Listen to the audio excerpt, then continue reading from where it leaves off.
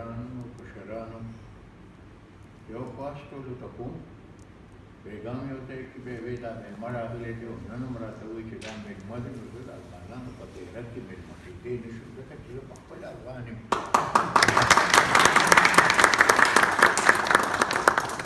چې خپل د کور خاوند ته ته مېلمه ووایې نو دا په دغه خیال چې هغې زیاتې دی هغه سره چې هغه ته ته مېلمه وایې او یو ما پیغام ویلي په دې خبره چې دا خلک وایي دا لر دی او دا بر دی هغې په ځای کې مونږ دا وایو چې بس دا افغانان دي نو مخکې هغه به ښه پیغام وي چې مونږ زه خو هر ځای دا وایم تاسو د افغانستان اوسېدونکي چې کوم زموږ په هغه لوی کور کې اوسي تاسو که ځان ته افغانان ووایئ نو تاسو ته ګرانه نه پرېږدي خو مونږ چې راته کرښې نه دېغه اړوسو په پاکستان کې اوسو پکار دی په شام ته کوي چې اوس په پاکستان کې خو ښکاره دا وایو چې موږ افغانان دا تاسو اوس خو مخکې دا خیر تاسو زمین له مخکې اوس خو ټول خلک یې فیسبوک ته نه چې زما نه بغیر په پرې کمره کې یو قسم داسې چې به په فیسبوک ګوري نو یا به پیږي نو زه ختم نه پیږم او نه مې نه ګورم په هغې کې به تاسو کتلي موږ په جلسو کې په پاکستان کې په جلسو کې نارې وویل چې لر او بر یو افغان دی نو چې زه لر او بر یو افغان چغه ووم نو په پاکستان کې دا به راسره منی چې په ډېرو خلکو باندې هغه خبره بیا بدله کړي او موږ ته هم پته ده چې که موږ دا اواز کوو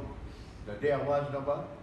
زورور خفه کېږي او چې زورور خفه شي نو کمزوري له خامخا څه نه څه زور ورکوي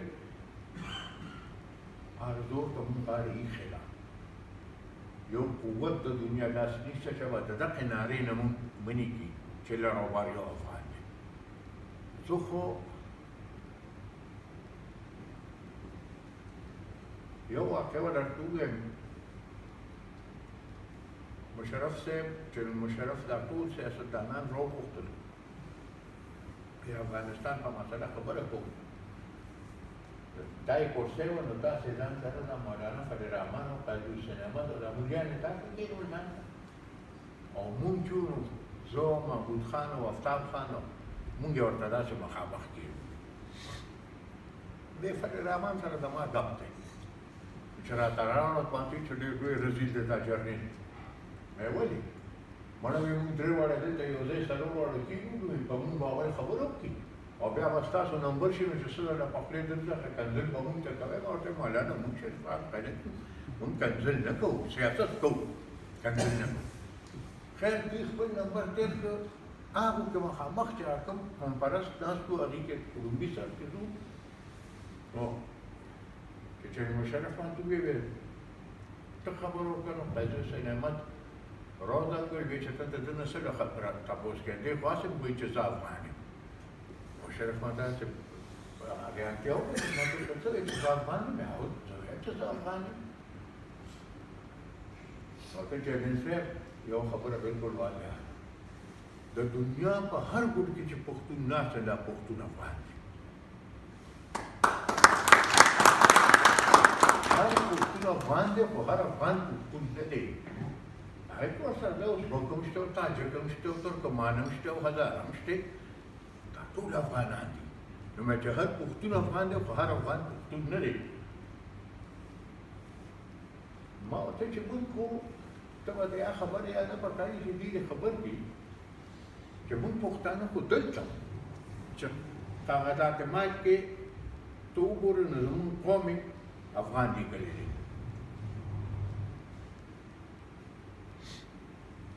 مې قاضي صاحب هم په کاغذونو کې افغان دی د مولانا فضل الرحمن هم افغان دی د مولانا سمیع الحق هم افغان دی د افتاب خان هم افغان دی محمود خان هم افغان دی زه هم افغان یم خو موږ کې یو فرق که زه کاغذات مال کې افغان یم نو زما په سټیټ هم زه افغان یم قاضي صاحب کاغذات مال کې افغان وي چې زموږ وایي او ځان پسې انتقال کوي نو هلته قوم افغان ولیکي چې سټیج ته وخېژل دی بیا مسلمان شي. دغه فرق دی علما ښایي د لوی ثبوت بیان دا کور څه درلود چې دا کور لوی چې د چا په وجه دا کور له یو نوم مینو شوی دی او دا دروندوالی او عزت چې کوم مونږ ته میلاوېږي مونږ په دې پوهېږو چې دا عزت چې کوم دی دا په مونږ کې څه چل نه دی دا د باچا خان بابا د وجې دی او دا د ولي خان د وجې دی د هغې د وجې مونږ ته د عزت میلاوېږي او تاسو راله دونه مینه راکوئ هغې په خپل ژوند پرېږده چې باچا خان بابا په خپل مرګ هم د ډیورنډ خراب وکړ چې کله وي چې زه به په جلال آباد کې ښخېږم دا یې وصیت و او په کومه ورځ چې ښخېده او په لکونو پښتانه بغیر پښتانه هم یوازې نه پنجابیان هم پکې وو سندیان هم پکې وو خو نه په تورخم چا پاسپورټ تپوس کړی دي او نه په سیمبوتک تپوس کړی دي او ټول خلک هم دغسې په لکونو خلک تږي دي نو د مخې د ډیورنډ د ختمېدو خو د دغې نه لویه نښه بله نه وه چې هغه په خپل مرګ ورکړ د غني خان خبره تاسو وکړه دي غني خان خو یو داسې هغه نوره شاعري خو یې پرېږده خو د پښتو په لحاظ چې ورته ګورو نو غني خان یو ځای کې وایي په والله چې د جنت ته وشم ستون په والله چې د جنت ته وشم ستون که کنځل پکې ورنورم د پښتون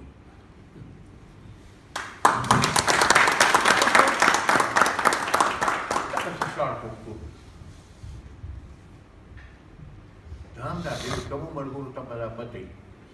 1962 کې د امریکې د ماسټر ډګري کړې وه بیا راغی سیاست ته لاړ تقسیم نامه شوې د هند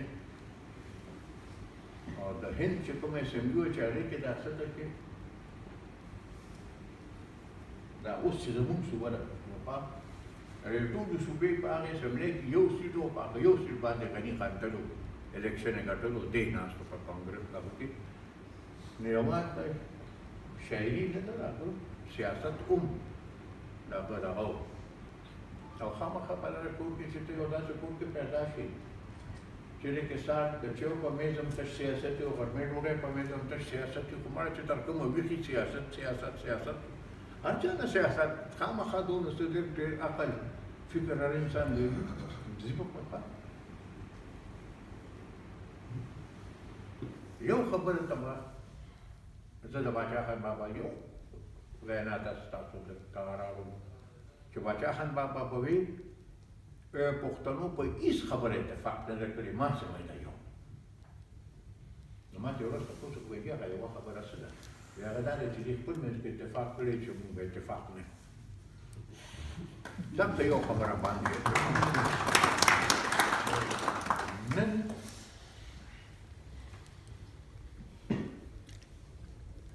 جواب مانه برابر خپل لکه آیا نن په پښتون قوم کې اتفاق شته زه د لر او د بر تقسیم نه کوم نوی پښتون قوم اتفاق نشته زه ځان ته مشروع کړم بل ځان ته مشروع کړئ بل ځان ته مشروع کړئ ما پسې 10 کسان روان دي هغه پسې 1000 کسان روان دي خو نه زه د هغه دغه نه منم یو ورځ یې ما ته څه خبره کوله زما ورسره 3 کاله په افغانستان کې تېر کړي او په داسې وخت کې چې ما ښایي زه د 18 کالو د سړي چې ذهن جوړېږي او هغې 3 کالو زما ذهن جوړ کړی دی او موږ دا نه بابا خو په ځای کې ناسته نه افغانستان کې به په مشکله داسې علاقې چې زه هغې ته نیم تلي اوس زه درله یو مثال درکړم اوس خو ورته زما اثرآباد وي چغه سرای ته چغه سرای ته لاړو نو ده وایي زه ځم نورستان ته د اسمان په خوا پول اوبه وړم چې په زراعت ورنور ورته چې بابا ته وی پولوړي دی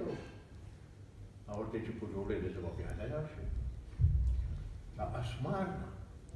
چې مونږ پیاده شروع شو او څه پیاده لا ورو چې کوم کلي کې به ماښام شو جومات ته به باچا خان بابا ننه و د کلي خلک به راغلل لمونځ به ملته وکړو ده به ورته خبرې وکړو پاتې جومات کې به وده شو ساده یو پیاله چای راله د کلیوالو راکړه مو مونځ کړو بیا روان شو په دې چې لمونځ د اسمان نه واله تر د دیوانه بابا پورې لاړو پیاده دا درته صرف دې لپاره وایم چې خوش قسمته چې مې لیدلې دا هغه او هغې کې به ما ښایي ډېر ځای نو ما داسې لیدلي چې به تاسو نه یې لیدلي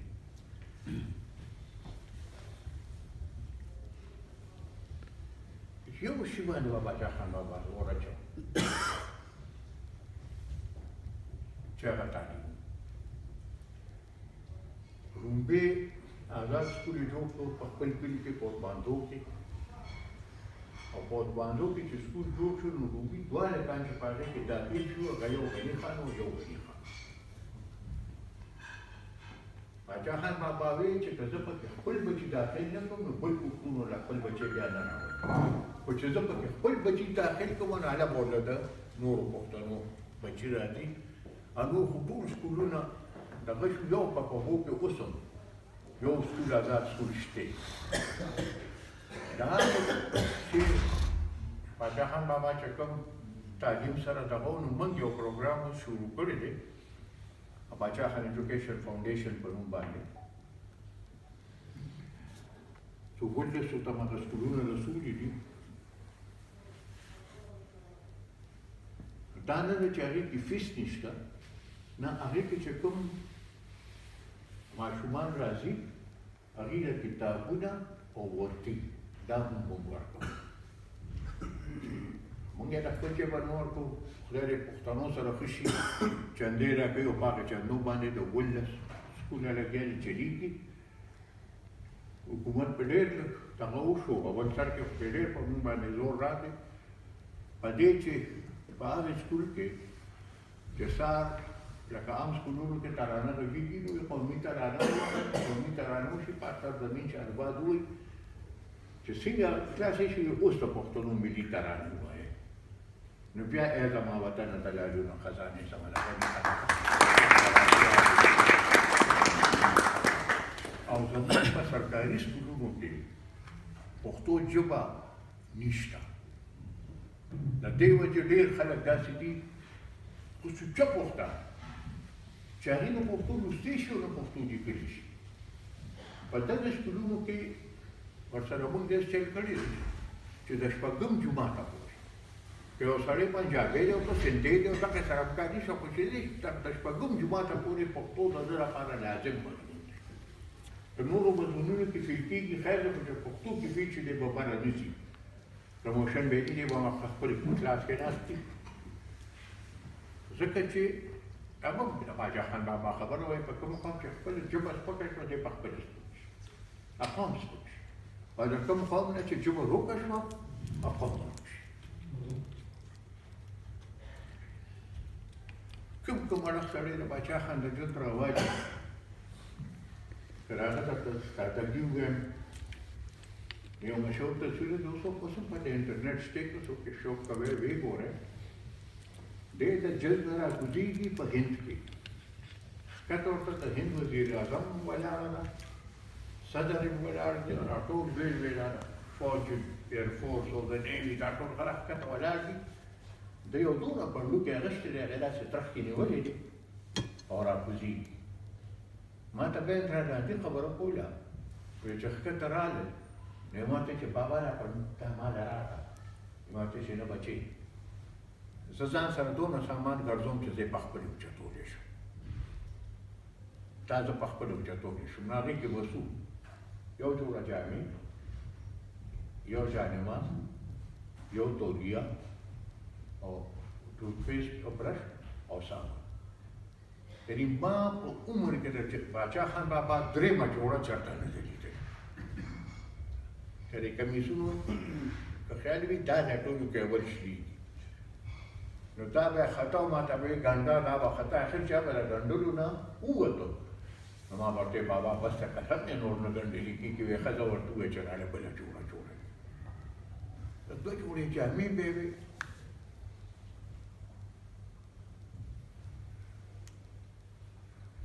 دې ته که راغلي وي او تاسو دا د هغې لیدلي وي نو زما خیال چې یو کس به په حیا کې نه پرېښي یا چې بېګا مونږ کومه ډوډۍ خوړلې ده هغه ډوډۍ لیدلې وي ما ورته وویل صاحب بابا ما ته ویې بچې ستا څه خیال دی زما خوشي توړی نه کېږي چې زه د خوشي وکړم ولې زما خواهش نشته خو وایي زه صرف دا سوچ وکړم چې څونه پښتانه بچي به نن هم اوږې اوږده شي د هغې له درې څه طرف نه لري او دلته مونږ یو چې ځان ته پنځلس قسمه دغه پېښې او هغه خورو ستاسو هغه یو وزیر وکیدی شي مشرانو ته خو یې نوم یادي بینوا صاحب رؤوف بینوا یو ورځ یو ځای کې ډوډۍ وه مونږ دواړو کېناستو د باچا خان یې وخوړې راواخېسته کور باندې یې وکړل دا کور زنانه له ورته بل یې راواخېسته بل یې راواخېسته بیا یې خندل وي چې زموږ د دې پښتنو عجیبه رواج دی هر څه وایي نارینه وایي نو یې زنانه وه چې زنانو ځان له دا بهانه کړې چې چېرې د چرګ دا سر چې نو دا صرف هغه انسان خوري چې د چا پلار لري نو یې په دې بهانه هغه د چرګ سر چې دی هغه زنانو ته پاتې شي نو چې د هر څه دن نه ولېږه نو بېنوا صاحب ورته داسې ګوري چې باچا خانه ولا چې وایي ته خو د خدای نام زیات هغه ورته وویل که خدای په خپلې بندګانو خو یې خوري ته خو یې په خپلو بندګانو باچا خان بابا خان هلکه یې ویل دا سرکاري وزیر دی د ده بې د غوړو نه ډوډۍ نه لوېږي تللی یو رقیبی کې لږ څه راوړی چې بس خولې بنده شي داسې ټاکه ژوند ته راغله بالکل ساده او زما خوشبختي وه چې دغه درې کال ورسره ما په افغانستان کې تېر کړ ځکه چې هغې بالکل زما ټول ذهن بدل کړو هغې نه مخکې ما هم دا سوچ کوم چې یاره چېرته ښه ډګري به ووایم چېرته یو ښه کمپنۍ کې به نوکر شم خپل ژوند به تېروم مخکې درو کالو زه داسې کړم چې مې یاره بس او بیا خاص کار چې په کوم ورځلم د هغه قبر ته ودرېږو او باچا حضرت بابا مخه په هغې قبر سره مې دا ورته وویل ما ورته چې بابا زه درسره نن لمس وم ستا د قبر ولاړ چې تر کومه پورې زما کې ژوند وي تر کومه پورې دې وجود کې وینه وي نو زه به ستا منظر او ستا مقصد ته خپل ځان ته رسولو کوشش کوم د هغه منزل او هغه مقصد چې دی نو دا یوازې زما د فایدې نه دی دا د نوم افغان بالعموم او د پښتون دپاره بالخصوص دا لازم دی نو که په ما باندې فرض دي د هغې خورې خدمت په تاسو کولو فرض دی چې دلته ما ته مخامخ ناست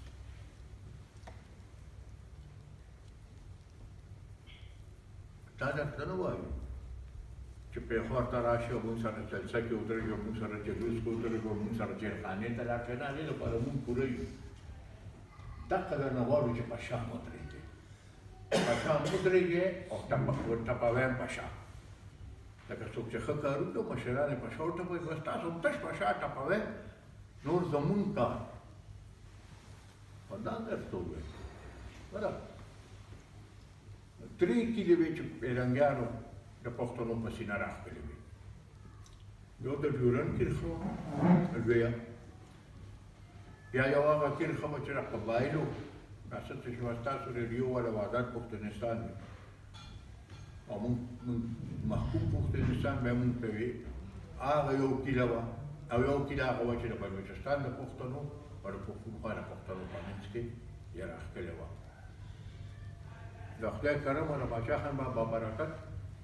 چې دغه یوه کیله کوم که خیر یې وانه کړه څه ته چې به تاسو آزاد پښتونستان وي هغه اوس د پښتونخوا حصه شوه صدام خپل ملګرو ته اعلامیه لیکي چې جنګ په دې ځای ختم نه دی. یو وکیل هم ختمه کړه، اوس به پاسو دغه دویمه پاتې چې دا د شمال او جنوب او د مشرق او د مغرب دا تناسب د منځه وځي چې کوم پښتانه جوړ شو په پاکستان کې.